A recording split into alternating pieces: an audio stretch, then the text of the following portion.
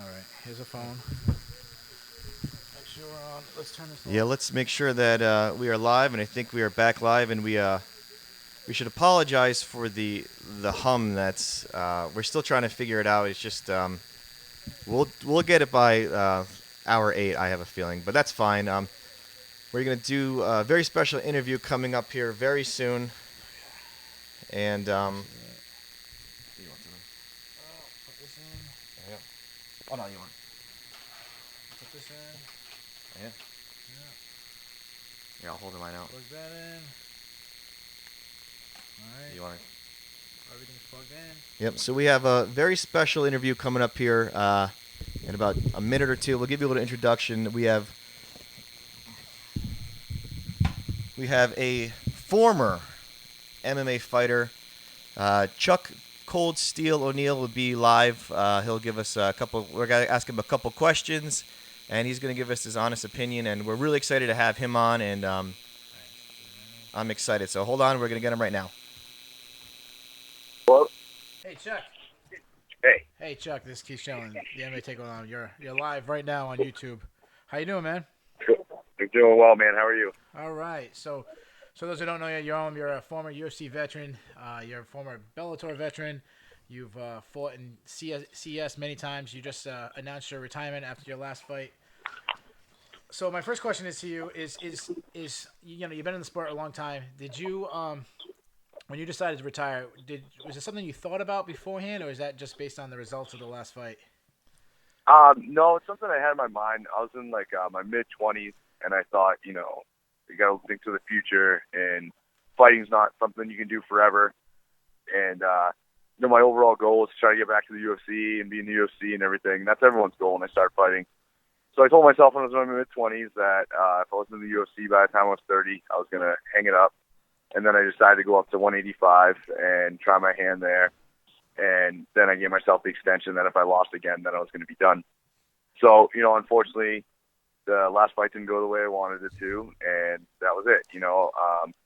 I'm totally okay with it. I can say with a smile on my face, I'm totally at ease with the situation. I've accomplished a lot in the sport, and I accomplished way more than anyone expected of me, and more than I expected of myself. So I've got no regrets with it. Yeah, you haven't changed your mind in the last couple weeks, nothing like that. No, not at all. And that's the thing is I have more to live for than just fighting. And fighting is something that I really love, and it's always going to be a part of my life. And I'm going to start transitioning to start coaching, working towards getting my black belt in jiu-jitsu. And, it's always going to be a part of me, but, I'm not going to get hit in the face forever. So there's a lot more that goes on behind the scenes of being an MMA fighter besides what you just see in the cage for 3 5-minute rounds, and a lot of wear and tear on your body and everything like that. And it's like, what's the end game? And that's got to be your question all the time. When you were a little younger, like what made you decide to actually take up mixed martial arts? Were you watching TV and all of a sudden you saw a preview for UFC, like an older UFC? Like what made you like strive and drive to be an MMA fighter? Well, so originally I saw a documentary on Mark Kerr and Mark Coleman. Yeah, Smash And Machine. yeah, and it was in like Japan or something. It was on like MTV or something, some True Life or something. And I was like, whoa, this is crazy. These guys get paid to fight people. And this was back in like 2004. And then in 2005, the first Ultimate Fighter season came on. I was like, what the hell is this? And that was my first introduction to the UFC.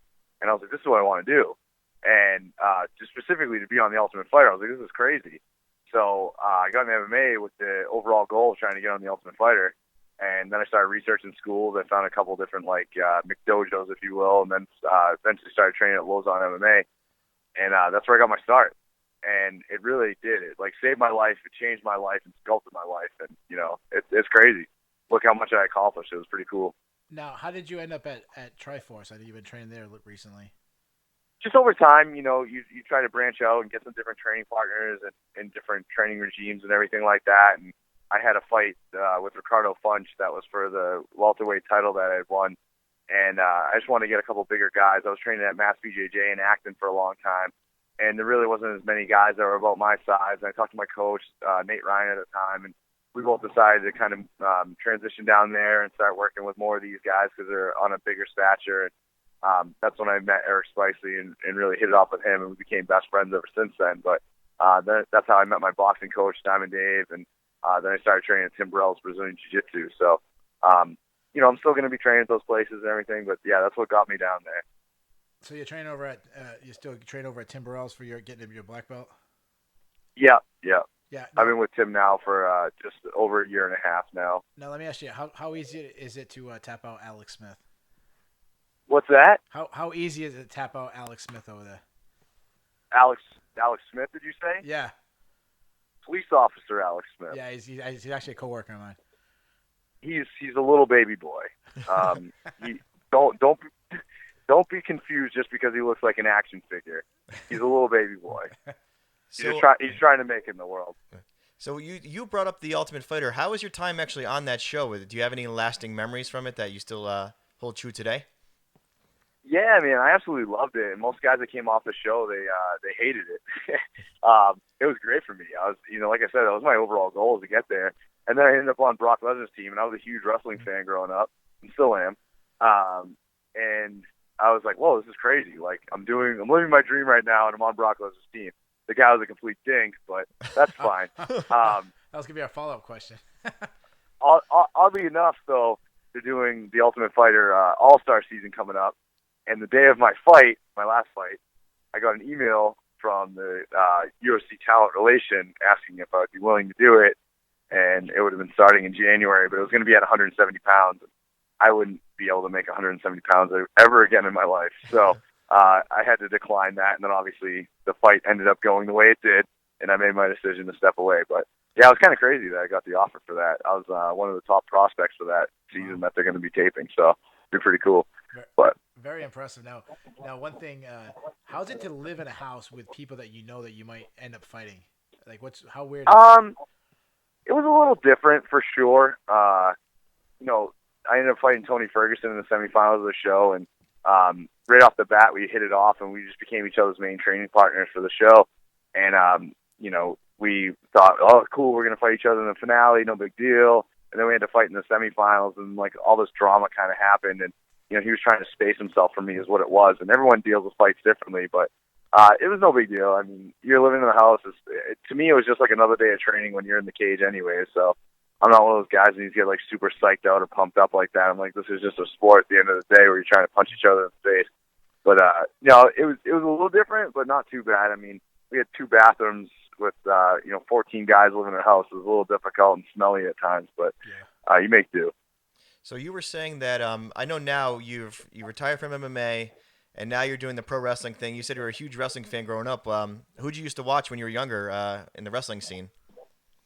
The one man that drew me into professional wrestling was the 1-2-3 Kid, and it was watching his match to become the 1-2-3 Kid when he beat Razor Ramon. I was like, whoa, this is just some average day guy, and he's winning this big match against this huge man with crazy chest hair. So then I was like, whoa, this is sick, and I got drawn in from there, and I didn't have cable growing up. My friend had a black box, and he used to, tape pay-per-views if I couldn't come over and give it to me on VHS, and tape Monday Night Raw for me, and I'd always watch it on Tuesdays and stuff. So that's kind of how I got sucked in and drawn in. And when I started working, I bought cable in my house, so I was able to watch it and get the pay-per-views and everything. And I was pretty much working just so I could pay to watch wrestling. And you've been following WF and WCW and all those things since? Yeah. And like I said, I've been a fan of it ever since. And then, about almost 2 years ago in January, Eric Spicely found a wrestling training school in Rhode Island, and then we started going to train. And since, Eric had to stop because, he's in the UFC now and the contract stuff, so you can't really wrestle on the side. But I've been doing it on and off, throw fight camps. When I have fights coming up, I had to taper back off my pro wrestling stuff. But, now I'm able to concentrate more on that and, my business that I have. So, like I said, I'm not just going to be some sad bum after I'm done retiring from MMA. I still got a lot going on in my life. Now, do you go by the name Chuck ONeill, or do you have a stage name? Yeah, Cold Steel Chuck ONeill, that's my thing, I'm the MMA fighter making it in the pro wrestling world. Now, you mentioned that you're going to continue coaching. Are you going to be coaching over at Triforce, at Tim Burrell's, or where? Yeah, I talked to the guys over at Triforce. I told them that's something I'm definitely going to be willing to come in and do and help out whenever they need me. And there's a few particular guys and teammates like that I have that'll be in there to help them out when they get ready for fights. Obviously, when Eric's getting ready for a fight, I'm going to be there for him. You know, and then obviously I'm going to be up for helping out as Tim's as much as needed. So there's so many. But yeah, I'm always going to be down to help those guys out. They've done a lot for me and for my career. Now, is there anybody in particular over at Triforce that we should be looking out for? Well, I'm sorry, what's that? Is there anybody particular over at Triforce that we should keep our eyes on? What, up and comer guys? Yeah, or just anybody in general that Well, there's an amateur fighter over there who's really he's really doing some good stuff. The kid's got a lot of good wrestling. His name's John Duma. The kid's very talented. He's going to be good. You know, fighting at 145. So he just actually won an amateur title at Cage Titans the day after I had fought last. That kid's going to be a very good pro. All right. We could definitely watch him. How about Dan Cormier? How's he looking? And for those people, oh, he's great, man. He's a good dude. Yeah, just for those people at home, that's not Daniel Cormier from the UFC. He's actually a local Rhode Island. Yeah, I used to coach. Just full disclosure, I used to coach wrestling with Dan. Dan's a friend of mine. Oh yeah, Dan's a great guy. He's probably about 110 pounds less than the other Dan Cormier, but no, he's a great guy. He just won his recent fight. You know, the kid's really talented and just. He's just not the biggest guy in the world. He's getting undersized in all his fights because he does weigh so light. But you know, the kid's talent is very, very high. If there was a 105 weight-pound division, I think he'd be mopping it up. But unfortunately, he has to fight guys that are a little bit bigger, so that makes it tough for him. Yeah. So you've fought in many organizations. Obviously, you fought in the UFC. You fought in Bellator. Can you tell us a big difference or between UFC and Bellator? And I'm not talking like, you know, level of fighters, just something, the way they treat you, something differently, you know, something unique about them. Like what with both of them, you mean? I'm sorry, what? You're asking like the difference with fighting for each of those companies? Like, is there certain things they do or? Yeah, it's just you know, CES was very, very good, and I don't want you to think that I'm thinking CES is like some crappy company or anything like that. They're super professional. They've got this guy, Steve Mays, who runs the locker room like Burt Watson used to, and Steve does a great job making sure you have everything. And it's very professionally ran. There are a lot of promotions that are like, oh, geez, you know, you feel like you're at some like fast food restaurant trying to have an MMA fight. But, you know, UFC, when you get there, everything's all taken care of. They fly you out. They fly a corner out. You get per diem to buy your food for the week. Cool. You know, everything, they give you a schedule when you're there. Now they equip you with Reebok and everything like that. It's just super professional, super tightly ran. It's a whole nother level, man. Like, you're used to going to fight in front of crowds full of your family and everything, screaming your name, to going out and seeing, like, thousands of people screaming your name. And you're like, whoa, this is a little intense here, and having Bruce Buffer announce you. So it's definitely a big stage. You know, you got all these cameras in your face and everything. It's a whole different ballgame. That's why I think one of the best things is it's very easy to get to UFC. It's another thing to try to stay there. So that holds true. I've been a fan of MMA a long time. I've been, you know, I was born and raised in Rhode Island, so I've seen the Rhode Island MMA evolve. I remember going to you know, fights in hotel rooms, and I remember where the fighters, the only way they got paid is if they sold tickets. They get like $5 for every ticket they sold. So it's cool to see an organization like CS grow, you know, being in Twin River, being in Mohegan Sun, things like that. So, you know, I got like two more questions for you before I know you got a lot of things to do. Do you have any cool backstage stories? You know, just one backstage story you'd like to let us know about? What, as far as MMA goes? Yeah, anything cool, like a cool story? I think one of the most ridiculous things I've ever had to deal with was the Foxwoods Athletic Commission. Those guys are a bunch of cucks. You know, I show up to weigh in, and this guy's giving me like this thorough quote-unquote exam, and he's trying to give me all sorts of crap, telling me I got too much weight. And he was like telling me to hold my hand out to check my stability and try to push me down, and he couldn't. Tell me to push his hand down, and I almost threw him on the ground. Told me to do knee bends, and I said, oh, you mean a squat? And so we didn't hit it off too well. And then he went on to tell me that most fighters that cut a lot of weight are going to lose their fights. So the next night, I show up. They weigh me in. I don't know why. They didn't do that to anyone else, but they weighed me in when I got there. Saw that I put 25 pounds back on, wow, and immediately had me pee in a cup. And I was like, well, what is this? So, you know, whatever. I finally go on. I fight the main event. I beat the guy in 2.5 minutes, and the guy's absolutely busted open with huge elbows, bleeding everywhere profusely. And the guy but the commission had to run in and with the doctor who was giving me all sorts of crap, and I just looked at him and winked.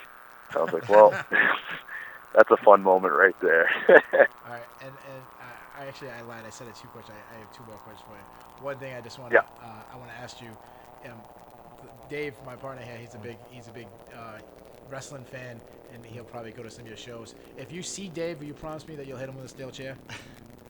Will I hit him with a steel chair? Probably not. I'll probably suplex him. That's more my thing. Or I can drop kick him. Okay. Well, I can get really high off a stand drop kick, so I can do that for sure. Yeah, well, definitely. We're cool with that, too. Yeah. And last question for you. Obviously, I don't know, when we contact you, we let you know we're doing this. We're raising money for the Jimmy Fund. We've all had to deal with cancer. If you don't mind, obviously it's a personal question. If you can just let us know how cancer has affected your life at all. Yeah, for sure. I've had a lot of people in my family specifically that have had cancer. It's pretty terrible. I was just actually talking to one of my clients today who's lost someone to cancer. And there's actually recent studies basically talking about how there's a part of Europe that actually doesn't use chemotherapy. And the amount of people who have cancer are on an even playing field to the United States and Europe. And Europe not using chemo has less deaths from cancer, and it's like basically showing that chemo is essentially killing people more than cancer is. Obviously, this is not to take away from cancer at all. It's a very serious situation, but I thought that was pretty crazy to hear. But yeah, cancer is just terrible, man. You can't control it. Anyone can get it. The healthiest of the healthiest, the most unhealthy people can get it. Doesn't matter who you are. So why you got to take care of yourself as best as you can and live your life to the fullest, and live without regrets is the best thing I can say. Right. We thank you for coming in, Chuck. Welcome to the MMA Takeover family. We wish you luck in everything you do, and we'll be cheering for you. Thank you very much. Thanks for having me.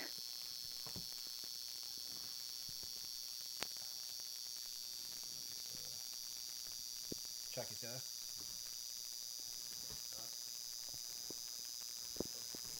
So yeah, very nice guy, Chuck. Great interview. It was amazing. Great stuff. Yeah. You want me to stop this one and let's load up another one? Yeah, we'll tell them that was a short one. That was a short one. We're gonna load up another one, so be patient with us, please, people. We'll be right back.